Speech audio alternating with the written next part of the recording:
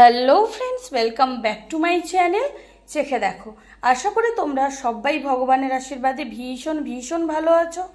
আমিও কিন্তু খুব ভালো আছি। আমি শতাব্দী চলে এসেছি আজকের পার্শে মাছের মনসুন স্পেশাল আরও একটা একেবারে সিম্পল রেসিপি তোমাদের সঙ্গে শেয়ার করার জন্য।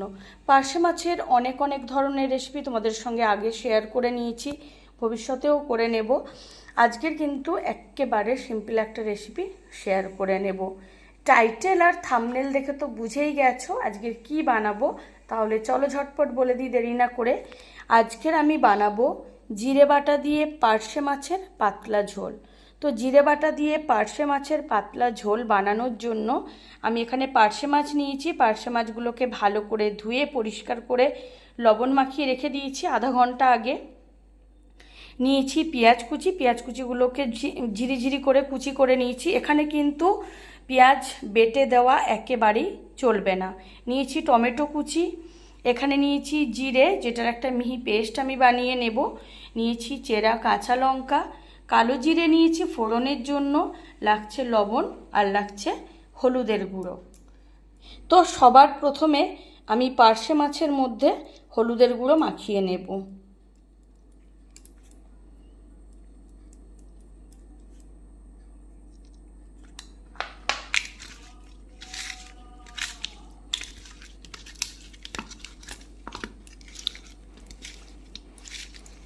খুবই একটা সিম্পল রেসিপি তোমাদের সঙ্গে আজকের শেয়ার করে নেব বন্ধুরা।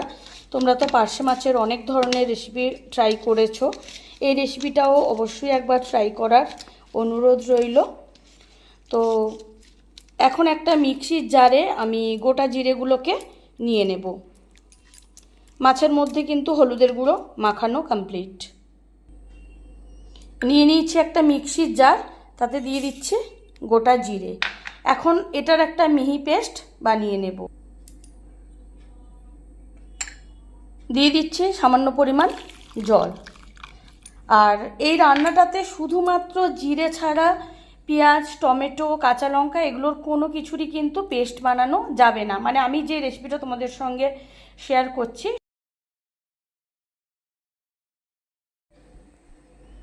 তো গোটা জিরের মিহি পেস্ট আমি রেডি করে নিয়েছি। আর এক্ষেত্রে বলে রাখবো, স্পেশালি এই রেসিপিটার জন্য তোমরা দোকান থেকে কেনা জিরে পাউডারের থেকে গোটা জিরেটাকে পেস্ট করে নিলে কিন্তু তার টেস্ট কিন্তু 1000 গুণ বেশি হবে এবং স্মেলটাও কিন্তু খুব ভালো হবে। তাহলে আর দেরি করব না, সমস্ত কিছু রেডি করে নিয়েছি। এখন সোজা চলে যাব রান্নাতে। আছে কড়াই বসিয়ে দিয়েছি আর কড়াইটা খুব ভালো মতো গরম করে নিয়েছি। এখন কড়াইতে দিয়ে দেব অবশ্যই সর্ষের তেল।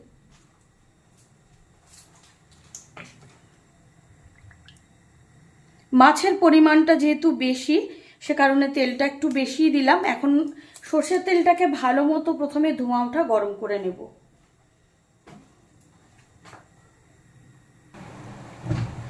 সর্ষের তেলটা কিন্তু খুব ভালো মতো গরম করে নিয়েছি বন্ধুরা, একেবারে ধোঁয়া ওঠা গরম।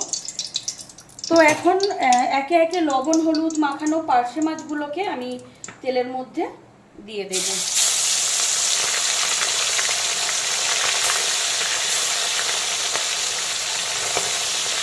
পার্শে মাছের একটা দিক ভালো মতো ভাজা হয়ে গেলে মাছগুলোকে উল্টো করে দেব।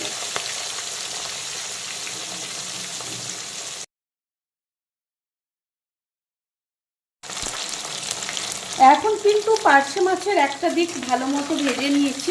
তো মাছগুলোকে আমি একটু সাবধানে উল্টো করে দেব।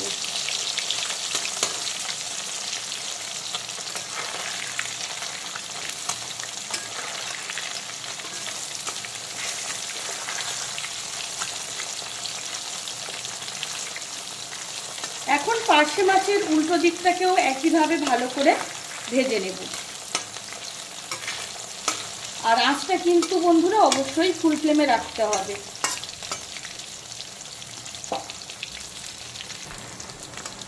এখন কিন্তু পার্শে মাছের দুটো দিকই ভালো করে ভেজে নিয়েছি।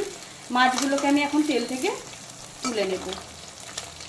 আর বাকি যা মাছ রয়েছে সেগুলোকেও একইভাবে ভেজে নেব।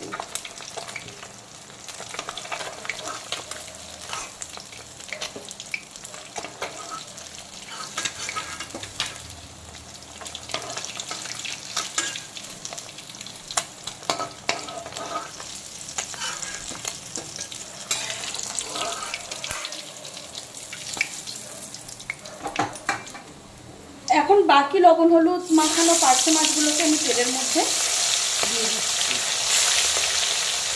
আর একইভাবে উল্টে পাল্টে এখন কিন্তু সবগুলো পার্শে মাছ আমি ভেজে তুলে নিয়েছি।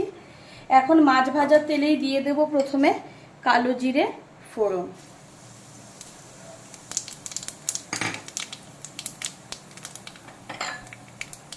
দিয়ে দেব পেঁয়াজ কুচি,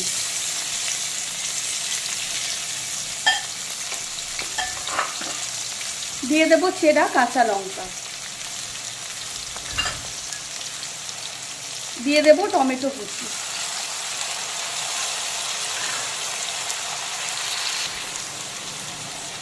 আর দিয়ে দেব স্বাদ মতো লবণ। আমি পেঁয়াজ টমেটো আর চেরা কাঁচা লঙ্কার সঙ্গে লবণটা দিলাম যাতে করে খুব সুন্দরভাবে কষানো হয়ে যায়, আর সেই সঙ্গে টমেটো কাঁচা লঙ্কা আর পেঁয়াজ কুচিটা খুব সুন্দরভাবে গলে যায়, একেবারে নরম হয়ে যায়। এখন বেশ কিছুক্ষণ সময় নিয়ে পেঁয়াজ কুচি টমেটো কুচি আর চেরা কাঁচা লঙ্কাটাকে ভাজা ভাজা করে নেব।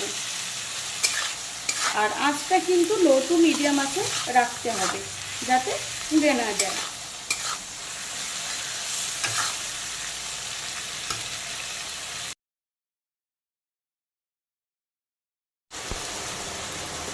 এখন প্রায় 3-4 মিনিট সময় নিয়ে পেঁয়াজ কুচি চেরা কাঁচা লঙ্কা আর টমেটো কুচিটাকে ভালো করে কষিয়ে নিয়েছি।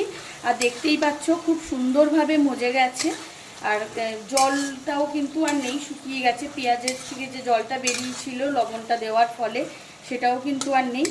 তো এখন আমি দিয়ে দেব জিরে বাটা। আর জিরে বাটা দিয়ে পার্শে মাছের পাতলা ঝোল বানাচ্ছি, তার মানে এটাই নয় যে প্রচুর পরিমাণ জিরে বাটা দিতে হবে। ঝোলটা যাতে কোনোভাবে গাঢ় না হয়ে যায়, ঘন না হয়ে যায়, সেটা অবশ্যই খেয়াল রাখতে হবে। আর দিয়ে দিচ্ছি হলুদের গুঁড়ো। আর এই রান্নাটাতে কিন্তু কোনো রকম কোনো কালার ইউজ করা যাবে না, মানে কোনো কাশ্মীরি রেড চিলি পাউডার বা গুঁড়ো লঙ্কা বা শুকনো লঙ্কা বেটেও কিন্তু দেওয়া যাবে না। একেবারে আমি যেভাবে তোমাদের সঙ্গে রেসিপিটা শেয়ার করছি একদম এইভাবেই বানাতে হবে। এখন আবারও বেশ কিছুক্ষণ সময় নিয়ে পুরো মশলাটাকে কষিয়ে ভাজা ভাজা করে নেব যাতে করে জিরের যে একটা কাঁচা গন্ধ থাকে সেটা চলে যায়, আর পেঁয়াজ টমেটো কাঁচা লঙ্কা যেটুকু ভাজা হতে বাকি আছে সেটুকুও সুন্দরভাবে ভাজা ভাজা হয়ে যায়।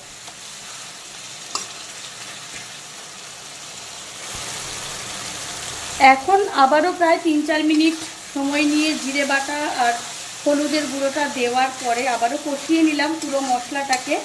আর মশলাটা কিন্তু ঠিক এরকমই থাকবে। তো দেখতেই পাচ্ছ মশলাটা খুব সুন্দরভাবে কষানো হয়ে গেছে, সমস্ত মশলার থেকে কিন্তু কাঁচা গন্ধ চলে গেছে। পেঁয়াজ টমেটো চেরা কাঁচা লঙ্কা এগুলোর গন্ধ তো আগেই চলে গেছিলো। এখন জিরের যে কাঁচা গন্ধ সেটাও কিন্তু একেবারে চলে গেছে, আর মশলার চারদিক থেকে তেলও ছেড়ে গেছে। তো এখন আমি কড়াইতে দিয়ে দেব বেশ কিছুটা পরিমাণ ফোটানো জল।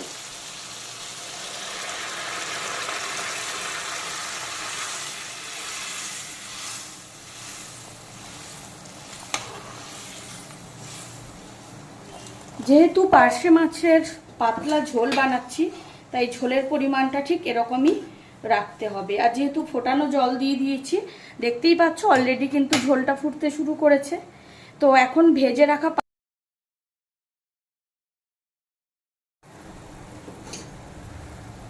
তো দিয়ে দিচ্ছি ভেজে রাখা পার্শে মাছ।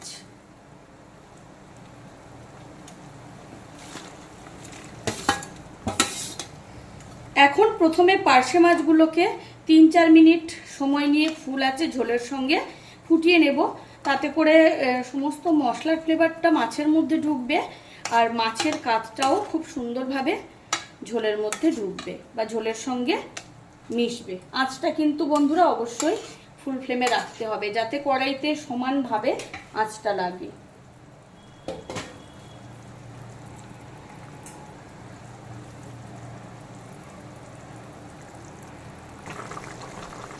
এখন আবারও প্রায় মিনিট 4 সময় নিয়ে ঝোলটাকে আমি পার্শে মাছগুলো দেওয়ার পরে রান্না করে নিলাম ফুল আছে। এখন কিন্তু রান্নাটা একেবারে কমপ্লিট।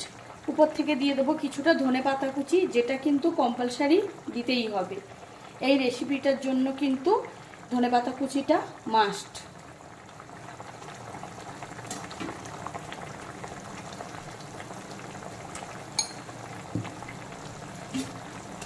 আর সেই সঙ্গে আমার আজকে রান্নাটাও কিন্তু একেবারে কমপ্লিট। জিরে বাটা দিয়ে পার্শে মাছের পাতলা ঝোল একেবারে রেডি। আজটা আমি